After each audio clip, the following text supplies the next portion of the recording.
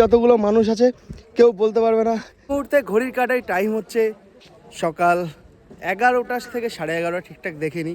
তো ডানকুনি থেকে একদম টান টান রওনা দিয়ে আমরা আরামবাগে দাঁড়িয়ে আমাদের ছোটো একটা জলখাবার করেছি। জলখাবার খাওয়া দাওয়া করে আমরা একেবারে লাল মাটির ওপর দিয়ে ধুলো উড়াতে উড়াতে অবশেষে আমরা এখন আছি জয়পুর ফরেস্টের একদম মিডিল পয়েন্ট, যেটা হচ্ছে ইংরেজদের আমলে তৈরি হয়েছিল যে রানওয়েটা, সেই রানওয়েটা।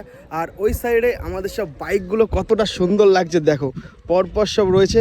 তো প্রতিটা বাইকের সাথে আমি তোমাদেরকে পরিচয় করাবো, একটু অপেক্ষা করো। আর হ্যাঁ, আমাদের রান্নার জায়গা, আমরা যেখানে বসে খাওয়া দাওয়া করবো, আর ওখানে গান হচ্ছে, যাবো একটু পরে, সেটাও তোমরা দেখতে পারবে।